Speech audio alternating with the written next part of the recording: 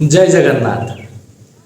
निजକୁ ଏତେ ପରିବର୍ତ୍ତନ କରିଦିଅନ୍ତୁ ଯେ ଆପଣଙ୍କ ନିଜର ଲୋକମାନେ ବି ତରସି ଯିବେ ଆପଣଙ୍କୁ ଆପଣଙ୍କ ଭଳିଆ ଦେଖିବା ପାଇଁ।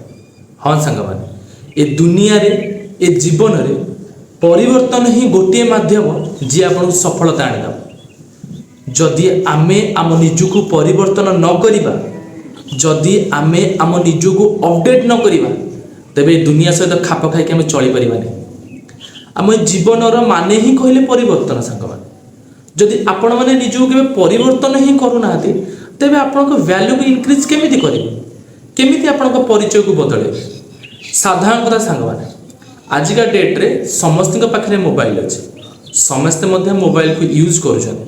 କିନ୍ତୁ କେବେ ମାର୍କ କରିଛନ୍ତି, ଯେତେବେଳେ ବି ଆମେ ମୋବାଇଲ କିଣିବାକୁ ଯାଉ, ଆମ ମାଇଣ୍ଡରେ ଗୋଟିଏ ଜିନିଷ ଥାଏ, ଆମେ ଲେଟେଷ୍ଟ ଅପଡେଟ୍ ବାଲା ମୋବାଇଲ ହିଁ କିଣିଥାଉ। କେହି କେବେ ପୁରୁଣା ଭର୍ସନର ମୋବାଇଲକୁ କିଣନ୍ତି? କଲ୍ ତ ସବୁଥିରେ ହେଇପାରୁଛି, ପୁଣି ଲେଟେଷ୍ଟ କ'ଣ ପାଇଁ ଦରକାର? କାହିଁକିନା ସମସ୍ତେ ଚାହାନ୍ତି ଅପଡେଟେଡ୍ ଜିନିଷକୁ ୟୁଜ୍ କରିବା ପାଇଁ, ସମସ୍ତେ ଚାହାନ୍ତି ନୂଆ ଜିନିଷକୁ ୟୁଜ୍ କରିବା ପାଇଁ, ସମସ୍ତେ ଚାହାନ୍ତି ଯେ ସମସ୍ତଙ୍କ ଠାରୁ ଟିକେ ଭିନ୍ନ କିଛି ଜିନିଷକୁ ବ୍ୟବହାର କରିବା ପାଇଁ। ତମେ ସାଙ୍ଗମାନେ ଥରେ ଚିନ୍ତା କର, ଯଦି ଆମେ ଆମର ପରିବର୍ତ୍ତନ ନ କରିବା, ତେବେ ଆମ ସହିତ ରହୁଥିବା ଲୋକମାନେ ବା ଆମ ସହିତ ମିଶୁଥିବା ଲୋକମାନଙ୍କ ଜଜମେଣ୍ଟ ଆମ ପାଇଁ କେବେ ବି ବଦଳିବନି।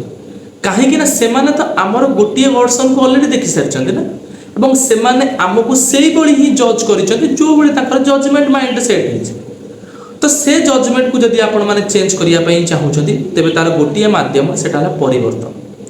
ଯଦି ଆପଣ ଆପଣଙ୍କର ପରିଚୟକୁ ଏ ଦୁନିଆ ଆଗରେ ରଖିବା ପାଇଁ ଚାହୁଁଛନ୍ତି, ଆପଣଙ୍କ ସରାଉଣ୍ଡିଂ ଆଗରେ ରଖିବା ପାଇଁ ଚାହୁଁଛନ୍ତି, ତ କେବଳ ନିଜକୁ ପରିବର୍ତ୍ତନ କରନ୍ତୁ ସାଙ୍ଗମାନେ। ଭାବନ୍ତୁ ଥରେ, ଯେଉଁମାନେ ଆପଣଙ୍କ ସହିତ ମିଶୁଛନ୍ତି, ଯେଉଁମାନେ ଆପଣଙ୍କ ସହିତ 5 ବର୍ଷ 7 ବର୍ଷ କିମ୍ବା ଛୋଟବେଳୁ ମିଶି ଆସିଛନ୍ତି, ସେମାନେ ଆପଣଙ୍କୁ ଅଲରେଡ଼ି ଚିହ୍ନି ସାରିଛନ୍ତି। ତ ସେମାନେ ସେଇଭଳି ହିଁ ବିହେଭ୍ କରିବେ ଯେଉଁଭଳି ସେମାନେ ଆପଣଙ୍କୁ ଚିହ୍ନିଛନ୍ତି।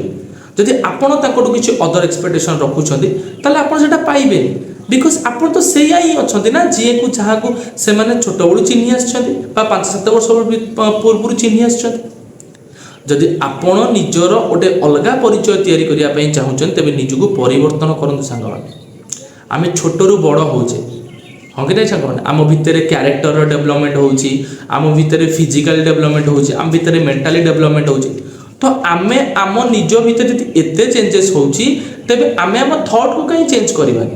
ଆମେ ଆମ ପରିଶ୍ରମକୁ କାହିଁ ଚେଞ୍ଜ କରିବାନି? ଯେତେବେଳେ ଆମେ ଷ୍ଟୁଡେଣ୍ଟ ଲାଇଫ୍ରେ ଥାଉ, ଯେତେବେଳେ ଆମେ ପ୍ରଥମ କ୍ଲାସ୍ରେ ପଢ଼ୁ, ଯେତେବେଳେ ଆମେ ପଞ୍ଚମ କ୍ଲାସ୍ରେ ପଢ଼ୁ, ଆମେ ଯେତିକି ପରିଶ୍ରମ କରିଥାଉ, ଷଷ୍ଠ, ସପ୍ତମ, ଅଷ୍ଟମ, ନବମ, ଦଶମ ଏପର୍ଯ୍ୟନ୍ତ ଆସିଲା ଭିତରୁ ଆମ ପରିଶ୍ରମ କ'ଣ ସେମ୍ ଥାଏ ନା ପରିଶ୍ରମରେ ପରିବର୍ତ୍ତନ ଆସିଥାଏ ସାଙ୍ଗମାନେ? ଆଉ ଯେଉଁମାନେ ସେଇ ଟାଇମ୍ରେ ପରିଶ୍ରମରେ ପରିବର୍ତ୍ତନ କରିନଥାନ୍ତି, ସେମାନେ ତାଙ୍କର କନସିଷ୍ଟାଣ୍ଟ ରେଜଲ୍ଟ ହିଁ ପାଇଥାନ୍ତି। ଆଉ ଯେଉଁମାନେ ନିଜର ପରିଶ୍ରମରେ ପରିବର୍ତ୍ତନ କରିଥାନ୍ତି, ସେମାନେ ତାଙ୍କର ମନ ଯାହା ରେଜଲ୍ଟ ପାଇଥାନ୍ତି। ଆଜ୍ ଇକ୍ୱାଲ୍ ସାଙ୍ଗମାନେ, ଯେତେବେଳେ ଆମର ପାଠପଢ଼ା ସରୁଛି, ଆମେ ଜବ୍ ଲାଇଫ୍ରେ ପଶୁଛେ, ଆମ ଭିତରେ ବହୁତ ଗୁଡ଼ିଏ ପରିବର୍ତ୍ତନ ଆସୁନି? ସିମ୍ପଲ୍ କଥା କହୁଛି, ଦେଖନ୍ତୁ, ସବୁ ବଏଜ୍ମାନଙ୍କ ଲାଇଫ୍ରେ ହେଇଥାଏ, ଯେତେବେଳେ ଜବ୍ଟିଏ ଲାଗିଥାଏ, ସେମାନେ ଘରକୁ ଛାଡ଼ିକି ବାହାରକୁ ଯାଇଥାନ୍ତି। ଏଇଟା ଆମ ପୁଅ ପିଲାମାନଙ୍କର ଲାଇଫ୍। ତ ଯେତେବେଳେ ଆମେ ବାହାରକୁ ଯାଉଛେ, ସେତେବେଳେ ଆମର ପ୍ରତ୍ୟେକଟି କାମକୁ ଆମେ ନିଜେ କରୁଛେ, ଠିକ୍ ନା ନାହିଁ ସାଙ୍ଗମାନେ? ତ ସେଇଟା ଆମ ଭିତରେ ପରିବର୍ତ୍ତନ ଆସୁନି କି? ଯଦି ସେ ସମୟରେ ଆମେ ଆମ ନିଜକୁ ଖାପ ଖାଇକି ନ ଚଳିପାରୁଛେ, ଯଦି ଆମେ ବାହାରେ ଯାଇ ନିଜ ପାଇଁ ନିଜେ କିଛି ପରିଶ୍ରମ ନ କରିପାରୁଛେ, ତାହେଲେ ଆମେ କିଛି ବାହାନା ଦେଖେଇକି ସେ ଚାକିରିକୁ ଛାଡ଼ି ଦେଇ ଆସୁଛେ, ଯେଉଁଟା ମଧ୍ୟ ପ୍ରାୟ ପିଲାଙ୍କ ସହିତ ହୁଏ। ଆମେ ଯେତେବେଳେ ଯାଉ ପଦାକୁ, ଆମେ ଅଲରେଡ଼ି ମାଇଣ୍ଡ ସେଟ୍ କରିକି ଯାଇଥାଉ ଯେ ମୁଁ କିଛି ଦିନ ଭିତରେ ପଳେଇ ଆସିବି, ଯେଉଁଥିପାଇଁ କି ଆମକୁ ସବୁ ପ୍ରକାର ମାଇନସ୍ ଦେଖାଯାଏ। ମୁଁ ରୋଷେଇ କରିପାରୁନି, ମୁଁ ଖାଇପାରୁନି, ଏଠିକାର ପାଣି ଭଲ ନୁହଁ, ଏଠିକାର ଲୋକ ଭଲ ନୁହଁ, ଏସବୁ ଜିନିଷ। ତ ମାଇଣ୍ଡରେ ଥରେ ଗୋଟେ ଜିନିଷ ପୁରାନ୍ତୁ ସାଙ୍ଗମାନେ, ଯେ ଆମକୁ ପରିବର୍ତ୍ତନ ହେବାର ଅଛି। ଯଦି ମୁଁ ମୋ ଘର ଛାଡ଼ି ଅନ୍ୟ ଜାଗାକୁ ଯାଉଛି, ତ ମୋ ମାଇଣ୍ଡରେ ସେତିକି ସେଟ୍ କରିକି ଯିବାର ଅଛି ଯେ ମୋତେ ମୋ ନିଜକୁ ପରିବର୍ତ୍ତନ କରିବାର ଅଛି ଏବଂ ମୋର ନିଜର ପ୍ରତ୍ୟେକଟି କାମକୁ ମୁଁ ନିଜେ କରିବି। ଯେତେବେଳେ ଜବ୍ ହେଇଯାଉଛି, ଯେତେବେଳେ ଆମେ ଗୋଟେ ଜବ୍ରେ ପାଇଯାଉଛେ, ଗୋଟେ ଅଫିସ୍ରେ ବସୁଛେ, ସେତେବେଳେ ମଧ୍ୟ ଆମକୁ ଆମ କ୍ୟାରେକ୍ଟରକୁ ବଦଳାଇବାକୁ ପଡ଼ୁଛି।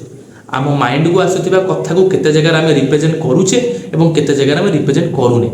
କାହିଁକିନା ଆମେ ସିଚୁଏସନ୍, ଆମ ସରାଉଣ୍ଡିଂ ଏସବୁକୁ ଦେଖିକି ଆମେ ସେ କଥାକୁ ରିପ୍ରେଜେଣ୍ଟ କରିବାଟା ଠିକ୍ କିମ୍ବା ଭୁଲ ଭାବିଚିନ୍ତି ହିଁ କରୁଛେ।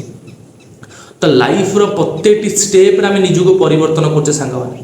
ଆଉ ଯେଉଁମାନେ ନିଜକୁ ପରିବର୍ତ୍ତନ କରୁନାହାନ୍ତି, ଯେଉଁମାନେ ଏ ଥଟ୍ରେ ରହୁଛନ୍ତି ଯେ ମୁଁ ଯେମିତି ଅଛି ବହୁତ ବଢ଼ିଆ ଅଛି, ମୁଁ ଯେମିତି ଅଛି ଏମିତି ହିଁ ରହିବି, ତ ହୁଏତ कोउट ना कोउट से माने किछि जगह हारी जाते मु कहूनी जे समस्ते हारी जाती बा सब समय हारी जाती हुए तो किछि जगह हारी जाते ठीक अच्छे साग मैंने तो आमको आम परिवर्तन करने को पड़ो आपण मैंने ये वीडियो देखिए कहींपारती कहीं मु मोर निजर परिवर्तन न करी मो माइंडसेट को स्ट्रॉन्ग कर ठीक अच्छे सर आप करेंगे कि थरे निज मन को पचार किसी जगह एमती आसिक लाइफ में पहुँचे जो आमको आम क्यारेक्टर को परिवर्तन करने को पड़े तो स्तर बाय स्तर आमको निजक परिवर्तन करने निहाती आवश्यक सांग मैंने स्टूडेंट लाइफ रे हो सेटा जॉब लाइफ रे हो सेटा फैमिली लाइफ रे हो कि आम फ्रेंड सर्कल हो आमको आम परिचय को जी बिल्डअप करार अच्छी जदि आमको आम परिचय को समस्त आगे गोटे कौन स्पेशल देखेबार अच्छी तेबे आमको आम भितर अपडेट आने को पड़ो